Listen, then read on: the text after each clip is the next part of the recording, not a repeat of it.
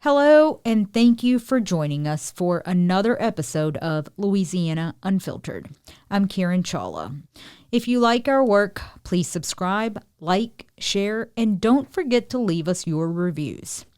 This week, we're digging into a case that we have been following for nearly 2 years. Let's jump right in.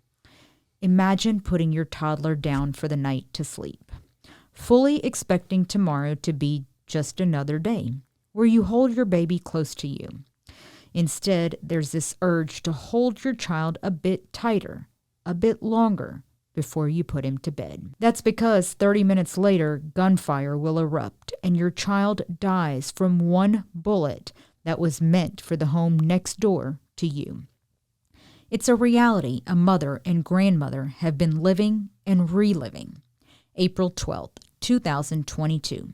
A 3-year-old, Devin Page Jr., was asleep in his bed when the first of 39 bullets went through his window and hit the toddler in the head, killing him instantly.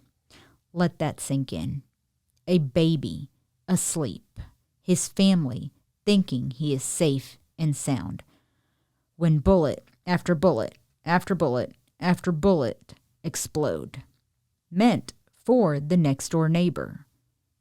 But one of those bullets comes through the window where the baby is asleep. Till this day, no arrests have been made. There are numerous twists and turns in this investigation, putting a mother and daughter on the worst emotional roller coaster imaginable. In fact, the grandmother described it best. Quote, "It was the worst thing you could ever think of times 10. But all this could have been avoided. We will sit down with Paige's mom for her first ever interview since the shooting that robbed her of one of her 3 children. She said she's been too angry to speak in depth. Why? You will hear from her in her own words, how she pleaded to her landlord to let her out of her lease, having gone to them the morning of the shooting, saying if something isn't done here, someone will end up getting killed. Sadly, it would be her own 3-year-old son. And then officers find the gun that fired the shot that killed Devin Page.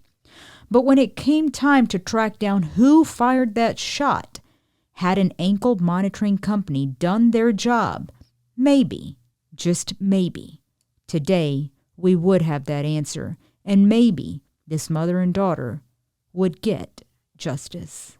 This is Louisiana Unfiltered.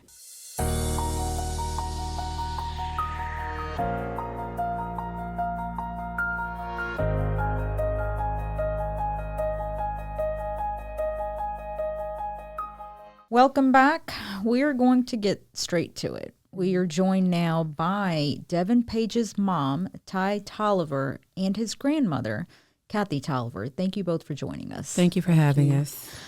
Let's go back to April 12th, 2022, 11:45 p.m. Take me to that day. So it was a regular night. I had just bathed Junior, Devin, and his sister. Just gave him a bath, and probably about 15 minutes right after that, they fell asleep. We was all on the couch, getting ready to watch a movie, and prior to all of this, we've been having issues with the neighbors who stay next door to me, and it was, I would say, about 3 previous drive-bys before April 12th. Drive-by shootings. Yeah, to the house next door. So they went to sleep, and I remember I put my daughter in the bed first, and then I grabbed my son, Devin, and I went to my room. And before I put him in the bed, I had it was a gut punch. And And I was just holding him, and it was just a different feeling. And I remember I kind of, was short-winded, and I remember I asked my significant other, I was like, do you think we're going to have any issues tonight like we had the previous night dealing with next door?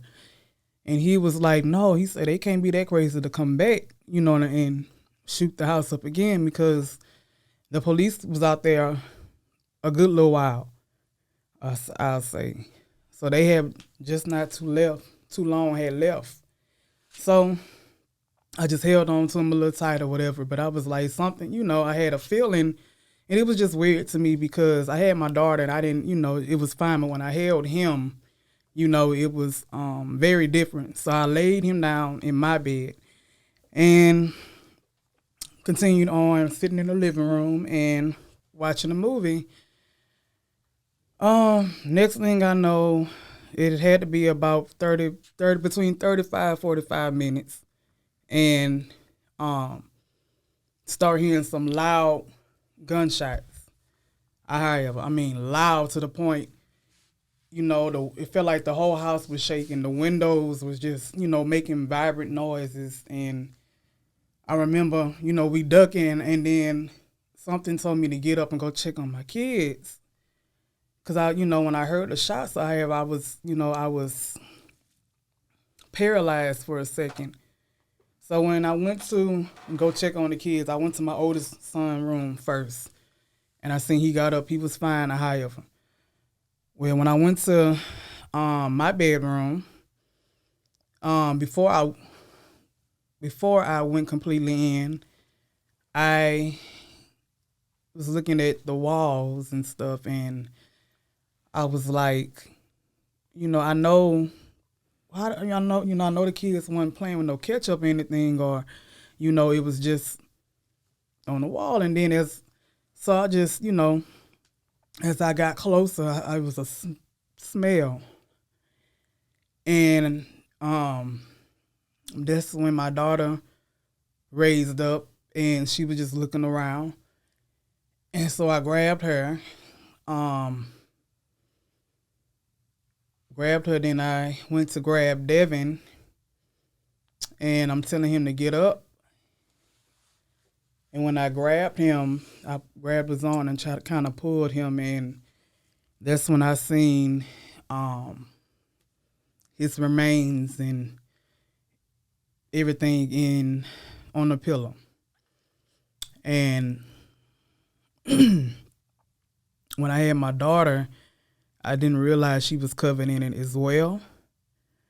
And so when I seen that, I remember I ran in there. My significant other ran in the room because I started, yelling, hollering, and he came in the room, and I ran back out to try to find my phone. And then next thing I know, I hear him hollering, and I found my phone. I'm dialing 911. As I'm doing that, I peek back in my bedroom, and I just see my son's arm in the air. And he's just, was doing this. So I'm assuming this was his nerves or something shutting down. So they made me to think that he was still alive. Because, he was moving, but it was in a slow motion. And so I ran to the kitchen, and I'm on the phone with the police. And my oldest son, I didn't know that, I wasn't aware that he went in my bedroom when I ran out, and he saw it as well. Everything as well.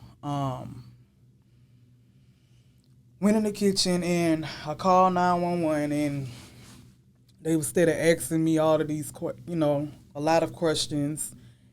And all I remember is I hung up in their face, and I called my mother next to however. And she answered, and I believe I was hollering, and I told her, I just think I kept yelling, they killed my son, they killed Junior, however. And I guess she was like, what? And so she got up, and they rushed over there. I called my brother, I called certain people. And so everybody came. The police made it. When the police, but in the midst of them before they came, my front door was wide open because my friend had ran outside right after the gunshots was shot to see if he can see who, was doing the shooting or however. So he left the door open. So when he came back, so I was in the kitchen, and as I was in the, I'm my anxiety is, so that's why I'm stuttering a little bit, and It's okay. however, but And let me, I guess, kind of set the scene for people who are not aware of this. So it's 11:45 at night. This bedroom where Devin was is facing the front. So it is on Fairfields Avenue. Yeah. There's a drive-by shooting with more than 30 plus rounds that were fired off. 39 shots. 39 rounds fired off. And they were meant for the house next door. Right. One of those bullets went through the room where your son was. The very first bullet. The first bullet that shot out went straight to him. Shot him in the head, killed him on the scene. Kathy, your daughter calls you that night. Pick it up from there. So what happened, I go to bed early, and I was lying in my bed, and before I kept feeling an uneasiness, and something was just unctioning me to call to say goodnight to the kids, because we always do. But that particular night, I was so sleepy, I said, well, I'll just see him in the morning. But when I went to lay down, I could not fall asleep, and I just jumped up, and I said, well, let me call. And I FaceTime them, called my daughter's phone, and there the baby was right there. Hey, Grammy. The other two weren't. They were in the back. What time is this? 11:45. No, when you called, it was like 10. Something. Yeah, 10. Yeah, it was around 10. So earlier that day, before the shooting happened. Yeah, so about 45 minutes. Yeah, before so I call, and there he is, holding on to. He was so in love with his mother. I mean, he was so attached to her, and he was on the edge of the couch, holding on to his mother's leg, and he looked at me, and he said, "Hey, Grammy."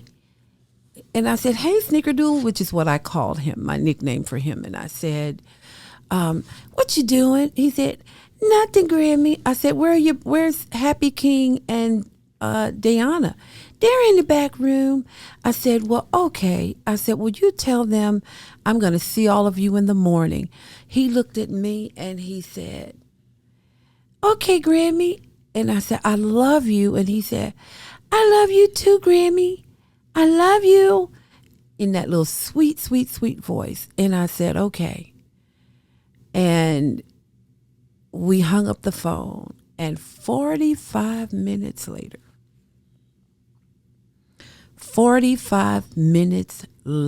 my daughter calls me, screaming to the top of her lungs, "Mama, they just killed my baby."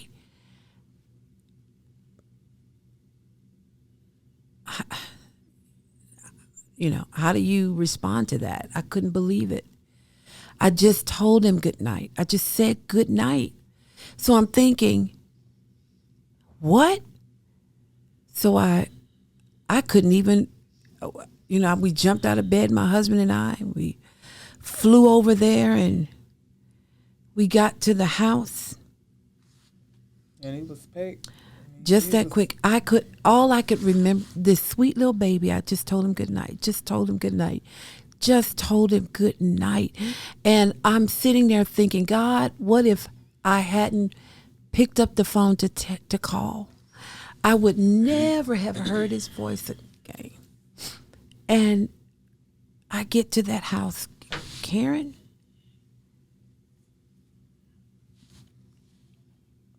When I see this little black bag about this big, and they're bringing this body out in this little bitty black bag about this big, it's tall, and they're bringing him out, And I collapsed. I was just, I just couldn't believe it. I couldn't believe it. And I remember Hilla Moore being out there and other officers being out there, and I went off on them. I remember, I went off on them. As reporters, as photographers, at a crime scene, you're always kept at a distance. There's a perimeter set up. I remember being a block away on whatever the next intersection was. And I could see all of the evidence markers for the number of shell casings, and it was massive. But I remember hearing you.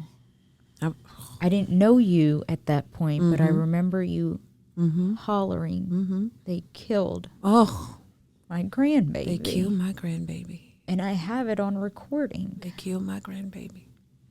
They killed my That's all I could say was that they killed. I've been an advocate for youth for over 30 years, fighting and advocating for young people. And then for them to come and kill my baby was a slap in the face to me. And I was standing on this side of the tape. Ty was by the house. We hadn't yet come together. So she's screaming for her mother. And I'm screaming trying for my daughter. Trying to get to each other. And we couldn't at that time. And that's what made me almost lose it, I'm like, so I couldn't get to her. She couldn't get to me. But when we finally got together, we just held each other. And all I could think of was, oh, my God. It was a nightmare.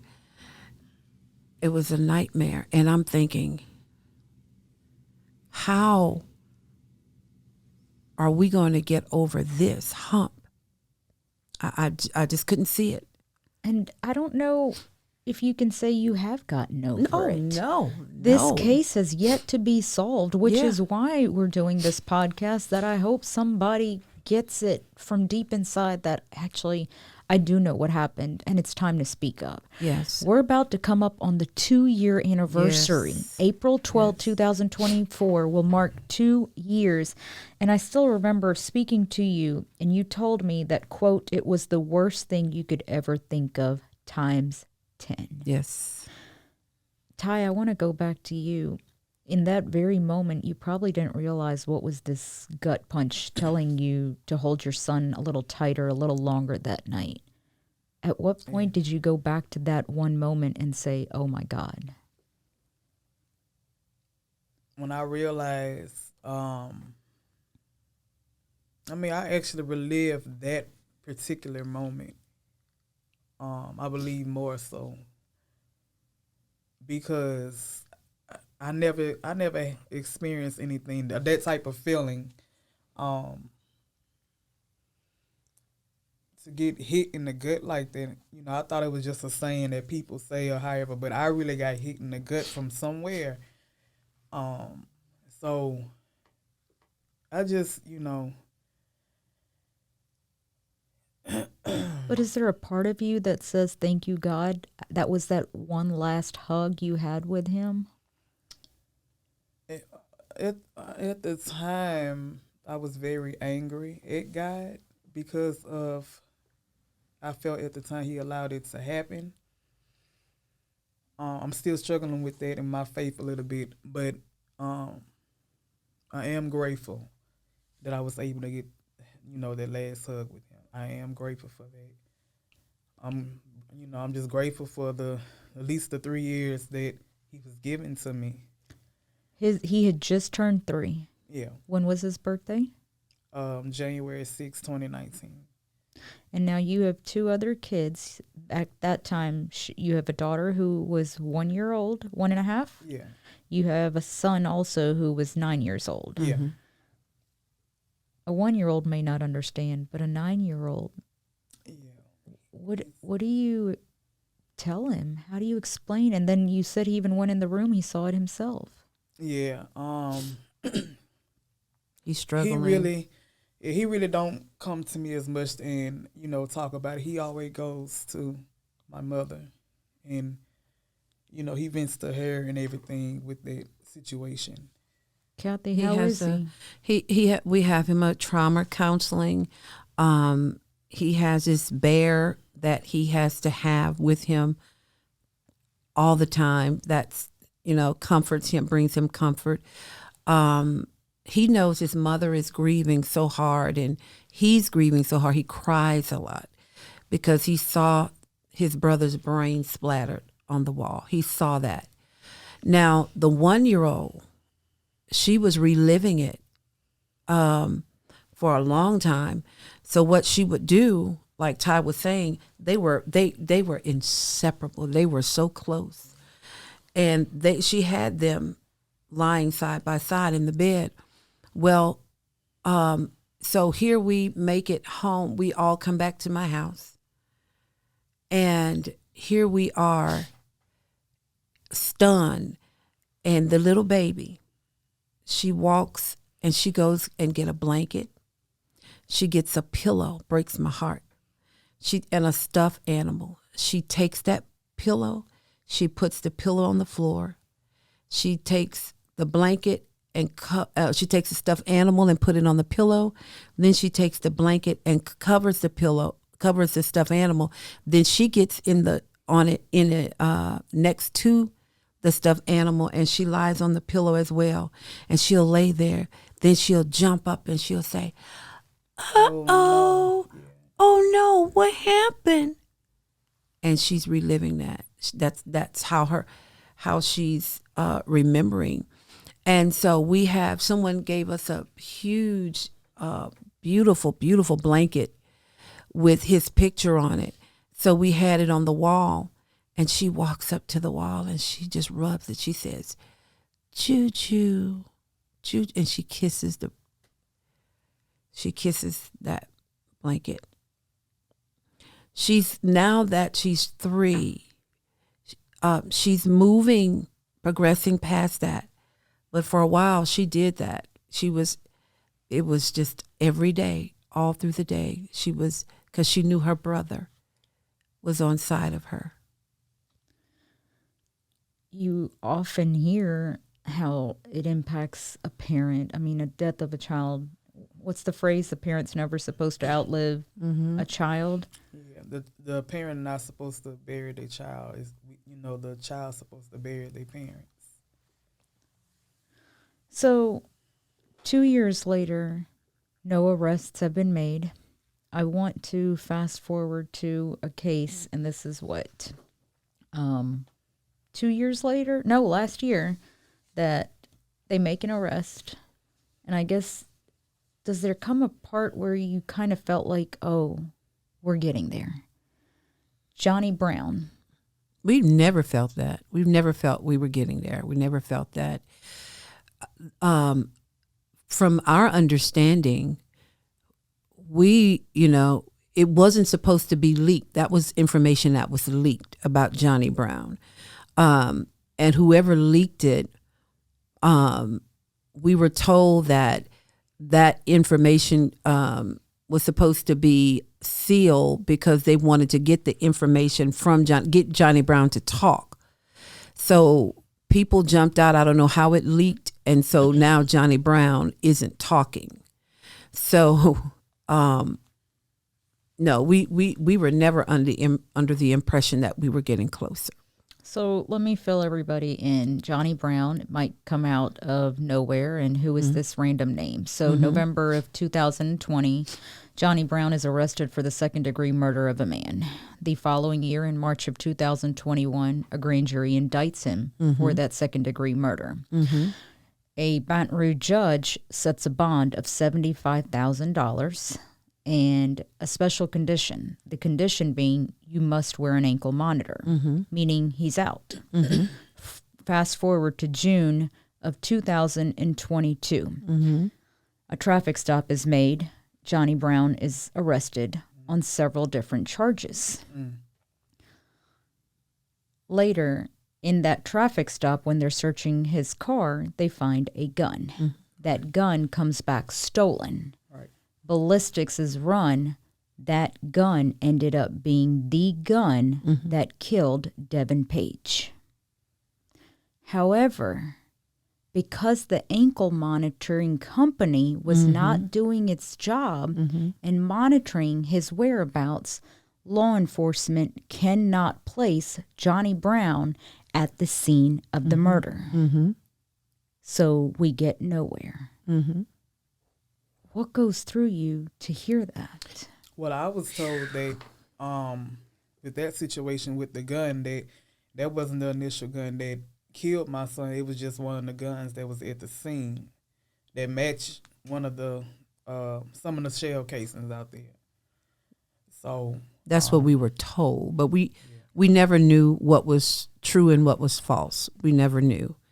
But Ty and I had to go to court because it was of interest for us. So we go to court, and we'd never been in a situation like that where Johnny Brown and the ankle monitor person, Johnny Brown wanted bond, and they were addressing the ankle monitor person.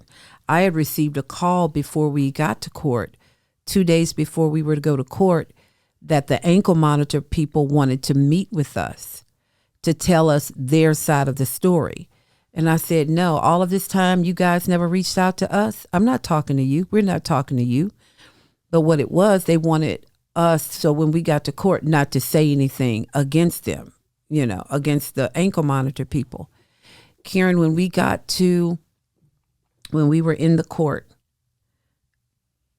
she was hyperventilating. I'm like, and all the reporters were in there, and I'm thinking, Lord. And Ty leaned over to me and she said, Mama, I think that's Johnny Brown. I said, why do you think that? She said, because he keeps staring at me. And there were inmates. There were maybe 12 inmates on the side. And so then I started noticing that young man was watching her.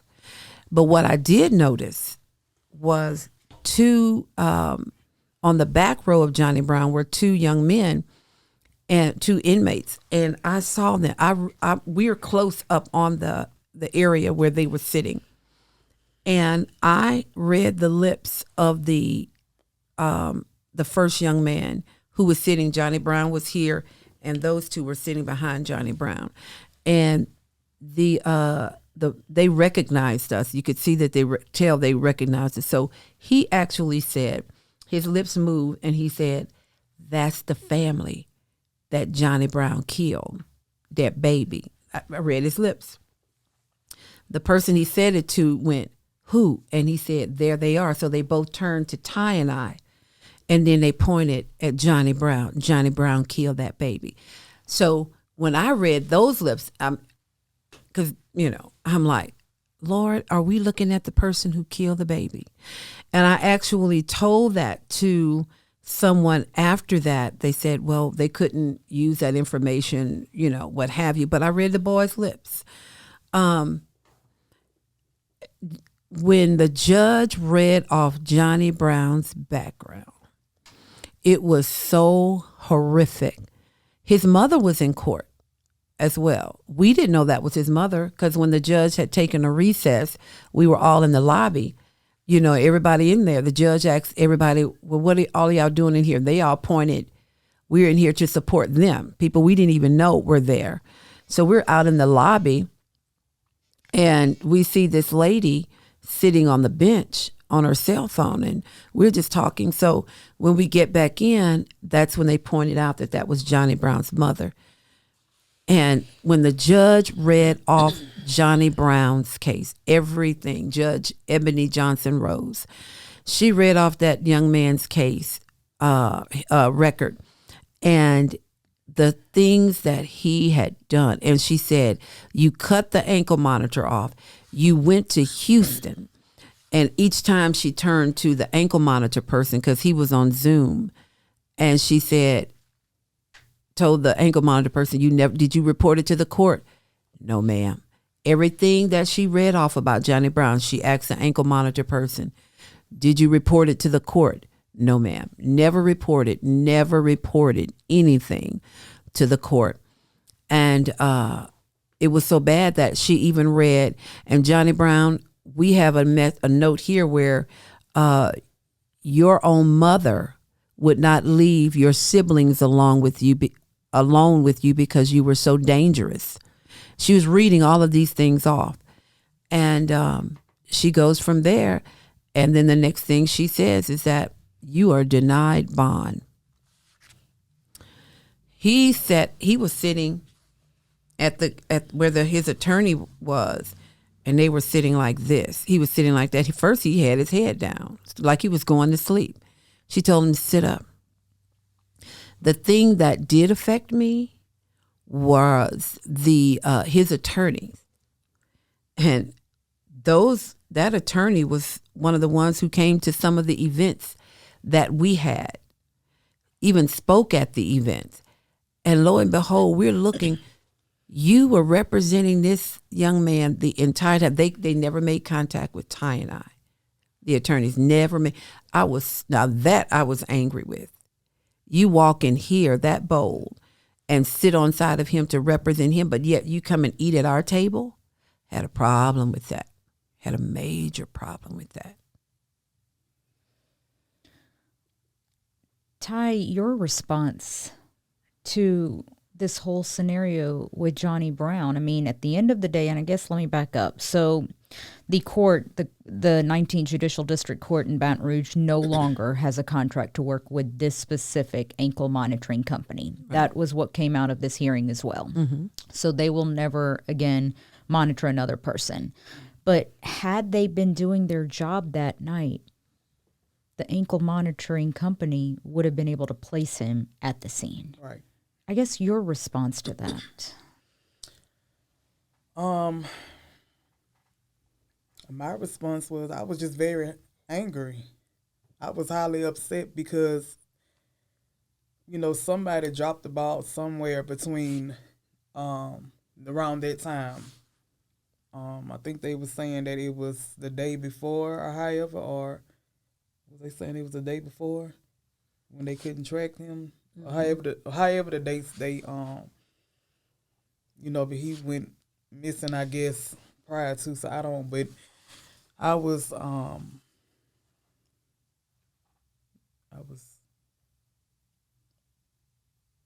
let's just say angry is an understatement. If you can say anything to that ankle monitoring company today, what do you say?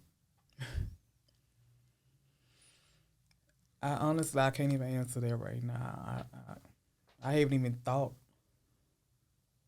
of what I could, if I had that chance. Even at court, I couldn't say nothing at the time because I was just numb. So. Let me tell you something. To contain Ty took a lot. It took a lot, and it takes a lot because she's so angry, and rightfully so as a mother. But my God, Ty wanted to go on a shooting spree. Ty wanted to go and just shoot up, fight anybody. Just outrage, because Ty is a quiet personality. She's very quiet, shy. She's different than I am. I'm a in-your-face, vocal, verbal person. She's laid back. So it's like, how did someone come into her nest and did this and take her baby when she doesn't bother anybody? That's how she sees it. And that's what I'm still struggling with to this day. It's like, why it had to be me to endure all of this pain, me and my other two kids. Like, I'm a good person. Always have been. I'm not a bad person. I just didn't understand why something like this would happen to me. And you tried numerous times to move. Yeah. Let's switch into that now.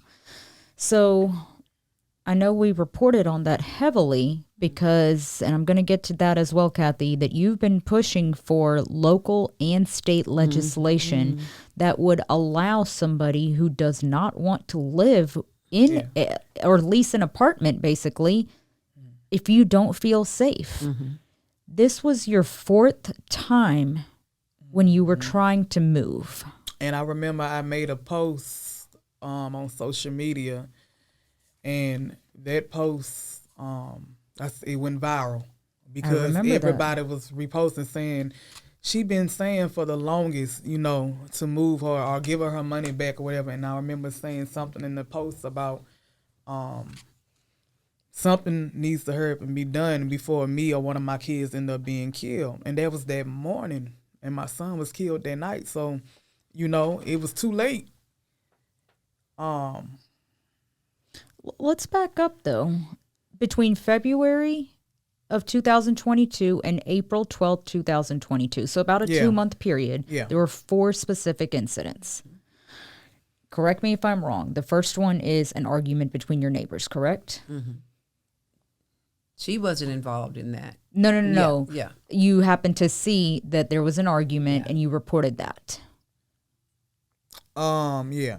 Okay, so the time, if I understand that, and this is what I have according to our reporting, that the first time neighbors are fighting, you go to the landlord. That's right. And that you say that there's a problem here. Okay, yeah. You remember this? Yeah, I had the neighbors are fighting constantly. Yeah. I don't think it's safe. Yeah. The landlord told you, or he said that. Do you remember this conversation? Yeah. Okay, so what happens? They basically just documented what I said or however, and that was it. The lady that's the manager at the time of that company, she could never get a hold of him, because she was trying, and she was really trying to help me, but she kept saying, this came out of her mouth, that he doesn't care. He don't care. He's on a vacation. He's living his life or whatever. He's just about the money and however. He doesn't care about any of his tenants' lives being in danger. And that she reached out to me. Well, let me back up. Mm-hmm. So that was the answer you got after the second incident you reported. The second incident you reported was that the neighbors, they're outside on the porch with guns and they're fighting again. So you went back to the landlord. Mm-hmm. Yeah. And that's when you were told that part. Your mom actually interviewed with us back then and said that the owner is rich. Quote, he lives in a beach house. He doesn't care about you. That's absolutely right. And that was her exact words. Those were her exact words to us. And so I get on the phone with three-way with Ty, and I'm like, listen, y'all, my daughter is not safe here. Tell the gentleman, the owner, he move her or get her out of the lease. You let her go. And I said, I don't want anything. She's pleading with y'all. We pleaded with those people. Pleaded with those people. Because I was getting very aggressive, and I knew when I get that way, that's when I had to merge her in and just let her deal with it for me to, avoid it getting out of hand. But she did. But that final plea, we went over there because there was a shooting the night before. And I was going to get to that. So that's the third incident. Mm-hmm. But before that, you told me that the people told you go get cameras. Oh, yeah, he sure. And because I asked. Call the police get cameras get put cameras put. Telling us to do that. That's after the second incident. Yeah. So the third incident happens on April the 11th, the night before the deadly shooting involving Devin. Right. That night, there's also a drive-by shooting. Absolutely. You recorded that. This time, you took your recording to day. the landlord the next day. So earlier, before Devin was shot, what happened then? What did they tell you then? I played them for him. She said, please, send it. She was like, send her those videos ASAP or whatever. She's finna send it to the landlord or whatever so he can see. And I believe I sent some pictures as well. And Ty told them, she said, listen, I've been pleading. This is what's so heartbreaking right here. This is heartbreaking.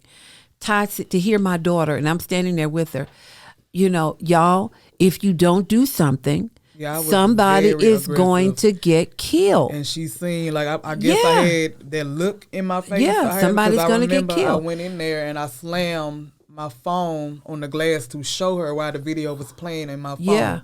And I this remember is what's her going on or whatever, And I've visually, we have listeners, but if I can try to describe this video, because we have reported on it. Yeah. The police, the crime scene tape, it is literally feet from your front door. Yeah. So, of course, anybody's going to be scared. You hear the gunshots, of course. So, the third time, you're trying to get moved immediately. Immediately. What was the response you got after this video you show them? She told me that to give her a couple of hours, and then she would call me back. Yeah. And she called within that hour. And? Well, on the third time, that third time, we called that day, that morning, she went again and said, look, did you hear anything? We haven't heard anything yet. That's what she was saying. And so that we pleaded some more. And then that night was when the shooting came about that night. On that third night. The third incident. Yeah, third incident. Okay. Yeah, third incident. And so I told Ty to record it. Yes. Okay. So she recorded it and what have you. So the next morning on the 13th or the 12th. The 12th. Yeah, on the 12th. Yes. Yes, on the 12th.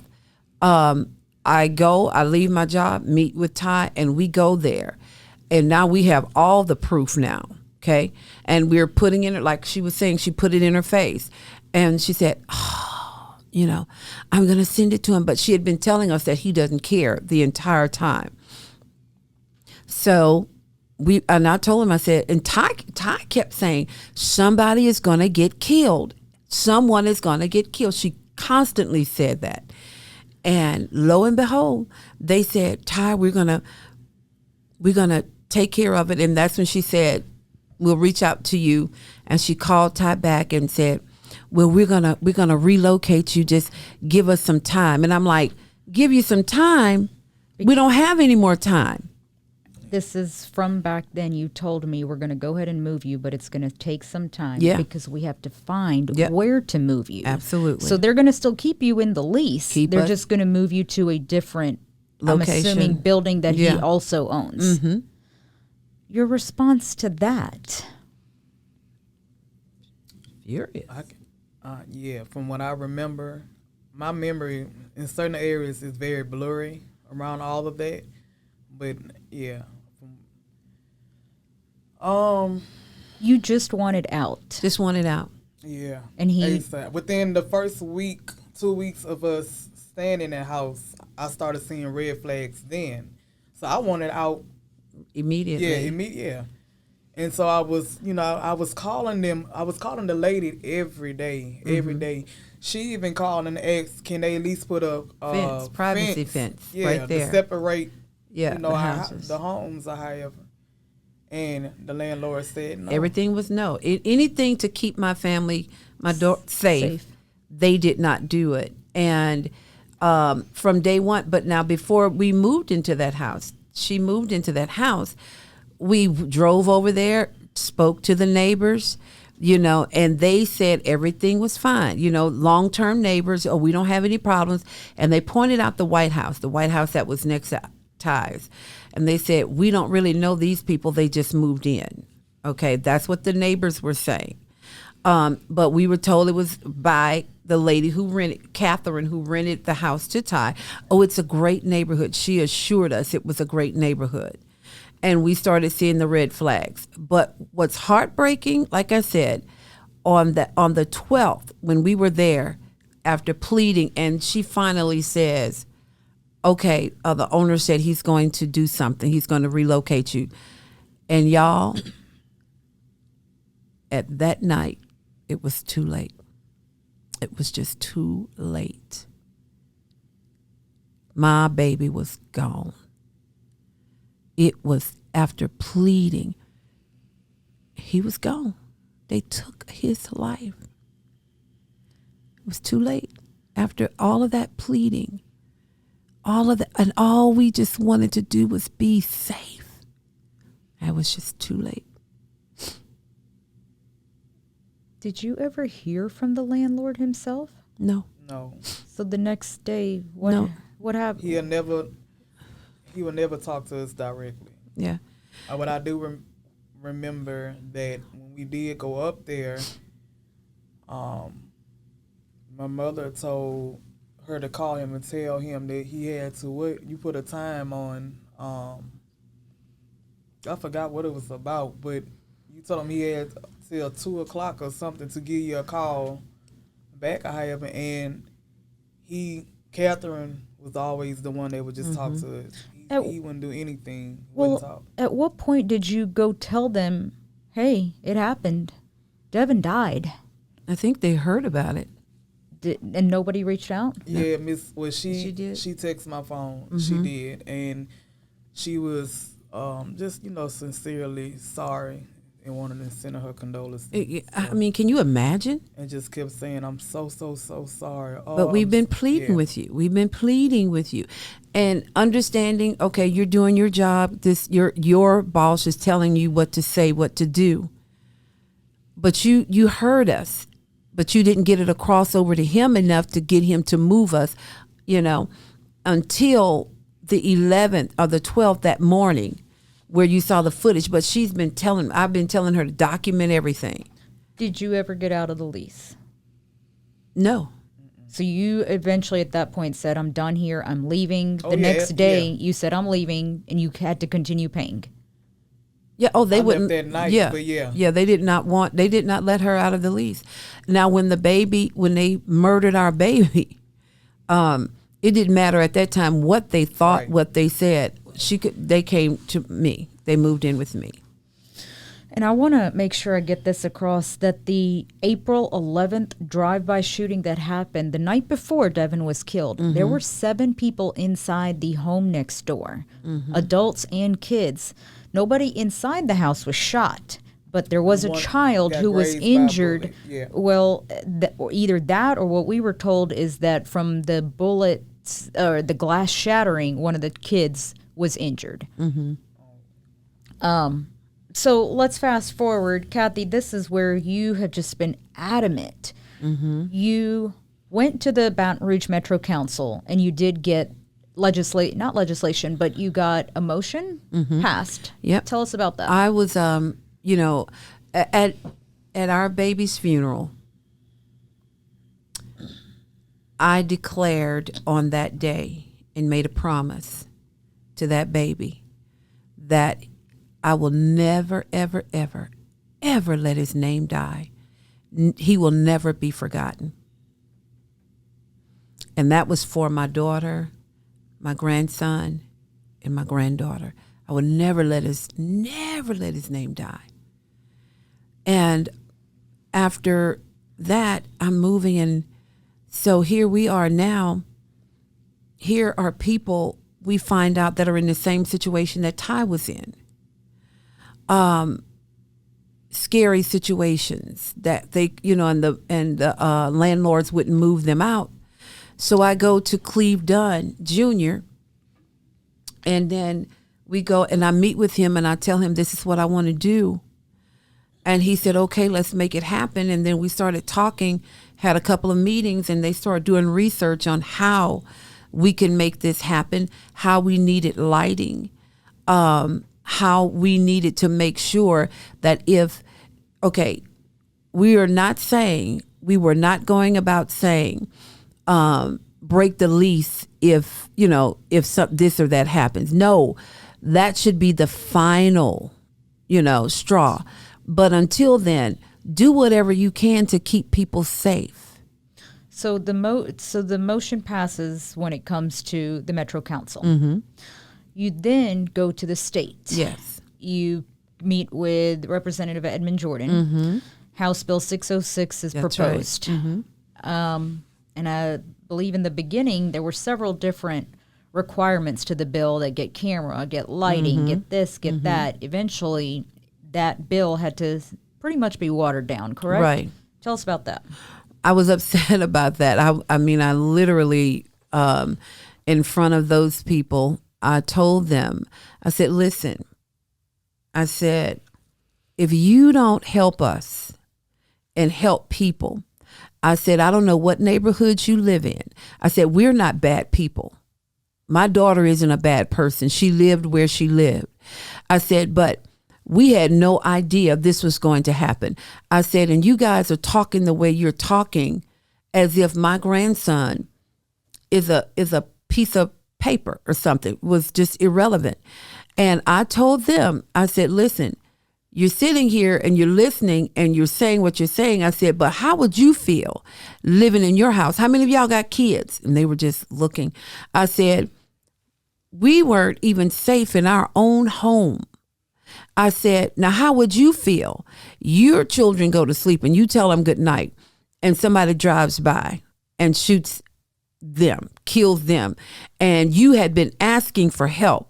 You had been asking whether you live in a gated community and you're paying HOAs and what have you. You know, you need this help and you never get it.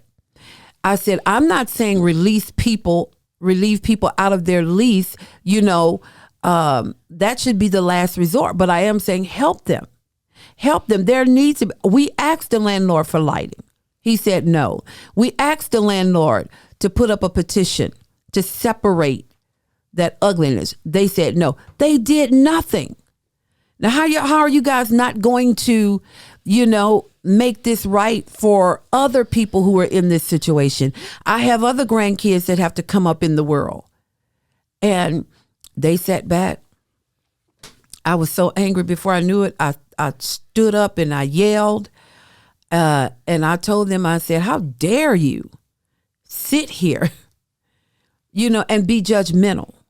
You weren't there, but it cost the life of my grandbaby. And my grandbaby is just as dear to me as yours are to you. And before I knew it, I stormed out. And go ahead. Mm-hmm, and that's when Cleve called me and said, Kathy, it passed on the first level, but then you get to where the floor, the house floor. Go ahead. What I was going to say is that the bill was going to say that if you've reported 2 incidents of violent crime in a matter of 6 months, you can be let go, let out of your lease. But that if you don't pay the rent, it's not going to affect your credit score.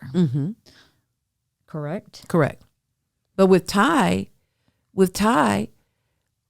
when she wanted to leave, for those who would say, well, why didn't she just up and leave or what have you? That's where she lived. That was her home. Where do you go? And so with that being said, they told her that if you move, because she just moved there, if she breaks her lease, she had to sign a 2-year lease.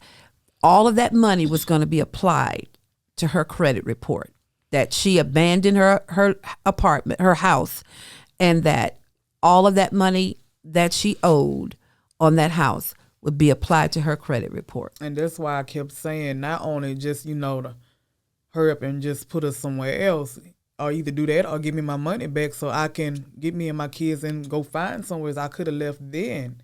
But at the time,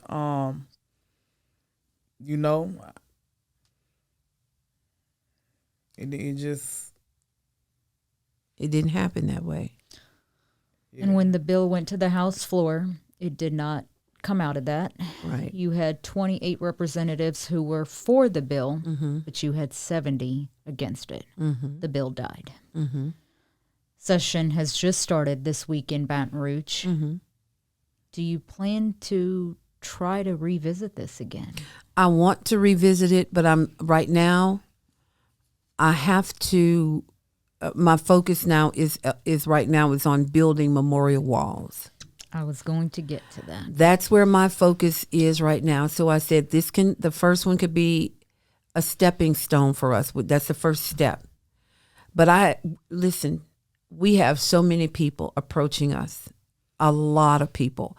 And when they come to us, a lot of them are just broken, our baby, because we're vocal, they don't have a voice.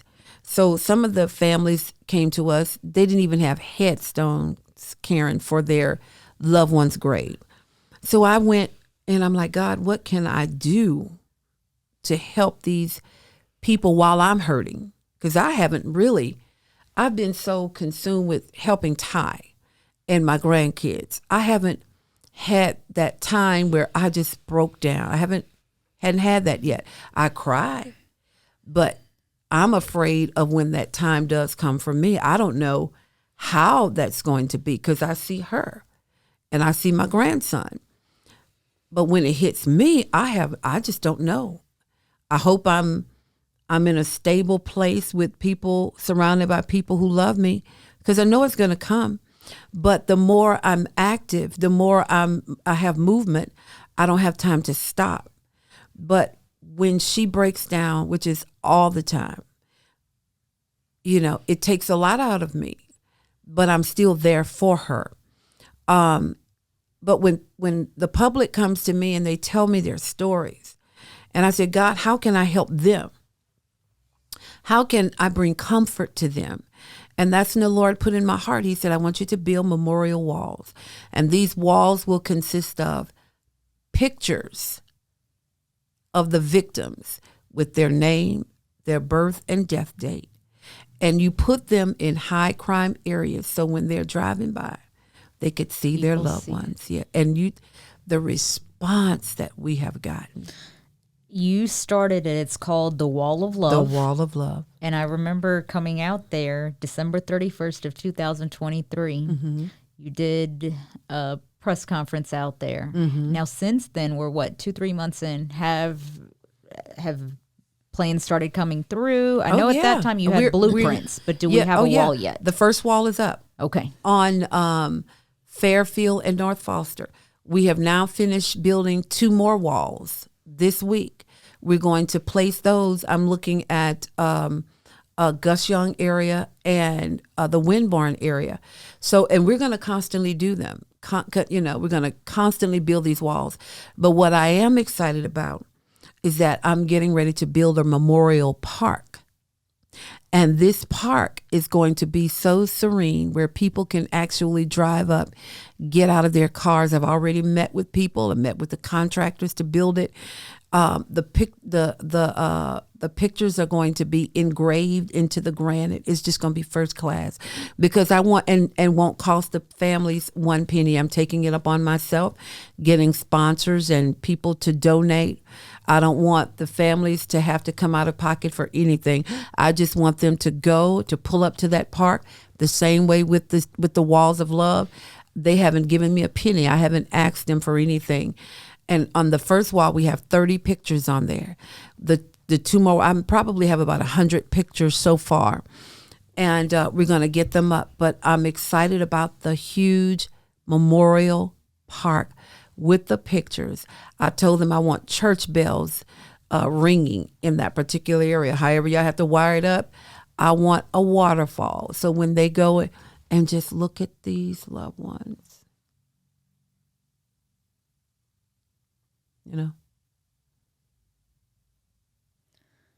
Well, Kathy, you are a driving force in Baton Rouge. I am thankful you even reached out to me when all of this happened, and you have kept me up to date on every turn. And I know this isn't easy. Mm-hmm. And it's interesting you said you haven't really had the time to break down. Mm-hmm. I was so intrigued how strong you are. But what you're doing for so many victims' families, I don't think you even realize what you're doing for them. I don't know. I just don't want to see them cry, and I don't want to see my children. I don't want to see Ty have to, because when you see, the thing for me is that when I see, she doesn't really know this, but when the phone rings, I'm petrified, because I still remember that night when you hear your child screaming. And she said, "Mama, they killed my..." So now when I answer the phone, I'm hesitant. I don't like it because I don't know what I'm going to hear on the other end. And that keeps ringing. It's almost tormenting me. It's almost torture, but I have to press through it. I didn't ask you.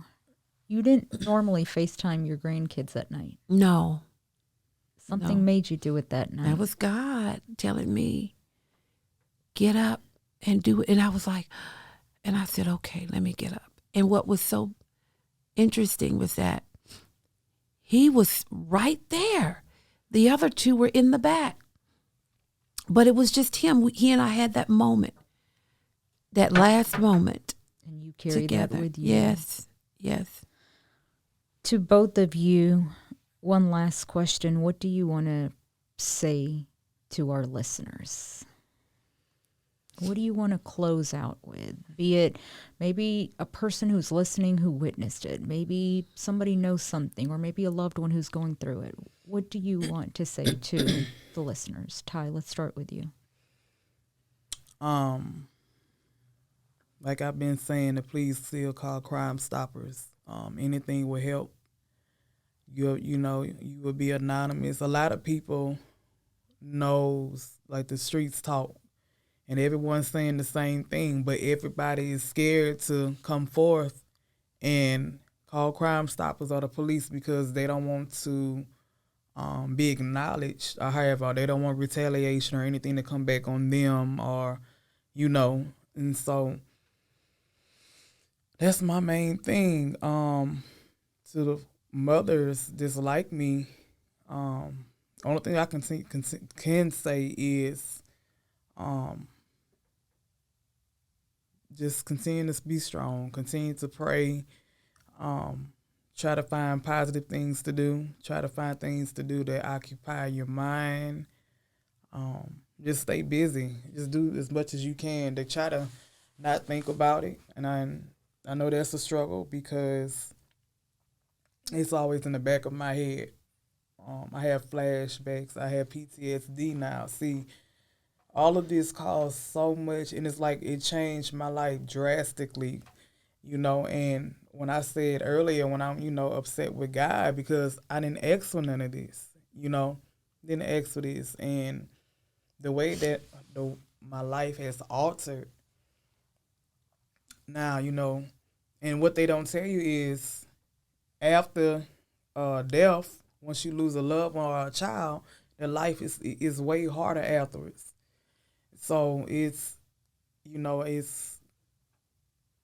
nothing, and I would say anybody in public, I would trade places with anyone, with people that call or want to vent or whatever, and they complaining about the smallest things, and I would say I would love to trade places with you any day, Imagine having to live with trauma or live with this pain of losing a child for the rest of your life. And I keep being told that it doesn't get easier anytime soon.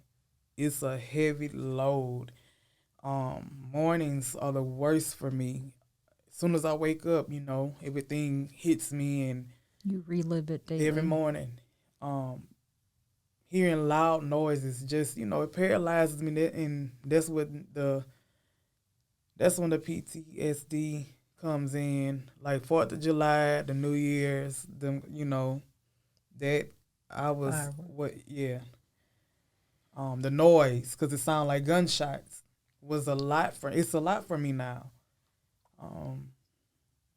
I really miss my old self, and I will never get get that back of being happy and actually living and enjoying myself and me and all of my kids. And I just, every day I look at my 2 kids who's still here, and and I'm like, something not right, or something's missing. Someone is missing, and it's, to be my son, my middle child. It's just weird having 2 of my kids now, because all my kids was always with me, all 3 of them. And I'm really praying hard on my anger, because I'm very, very angry. That's why I've been quiet lately. I was about to I've say. been very quiet. That's why she's been vocal, and she's been doing and speaking up for me. Yes. Because a lot of things I have to say is not nice, and I know I can't say certain things, but I'm very, if I really speak my mind how I want to speak it, I know it'll be a lot of chaos. So I just be quiet. But I'm very, very angry. Before coming here, she said, very angry. Mama, she said, I'm going to tell you, I may go off. She said, I just may go off and just say some stuff I could have and should have been said. And I'm like, Lord, don't let her do it. I'm saying it to myself. But she does very well. She gets a grip when the cameras are on, but Ty behind the scene. But you're rightfully angry. Yeah. And there's nothing to apologize there for. And I'll even say this.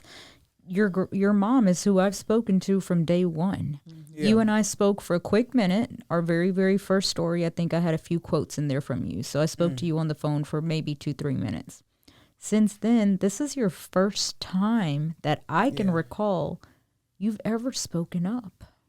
Yeah. Behind the scenes, I'm very straightforward. I'm very blunt about it. You know, I gets it off. I speak my mind for, you know, behind the scenes wise.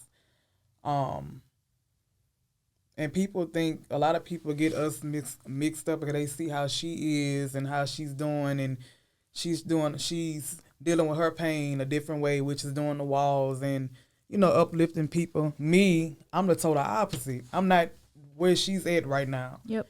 I'm more so as I want people, you know, experience what I'm feeling because I'm hurt, you know, and when she says things and, you know, and I guess about, you know, love and helping everybody else, however, which is good. You're not there. I'm not.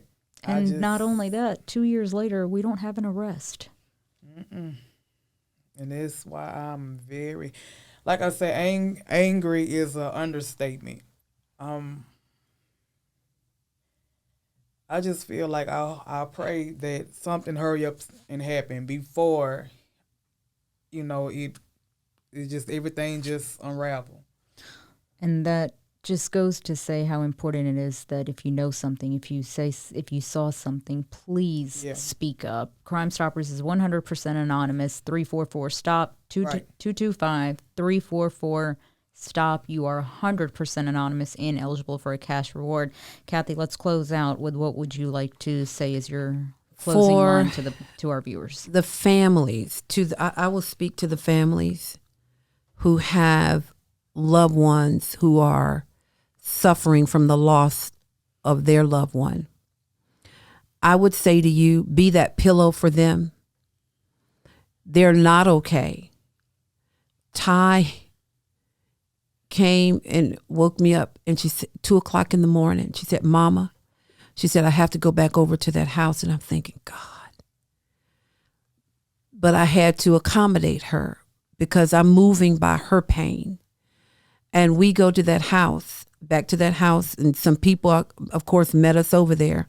And we all had flashlights, and she wanted to see the house, that white house that was shot up. And she got to the windows, and you saw the numbers. This is how I knew it was 39, because it started with 2, and then it went all over, and then it went all up to 39. And she said, Mama, she said, well, where is number 1?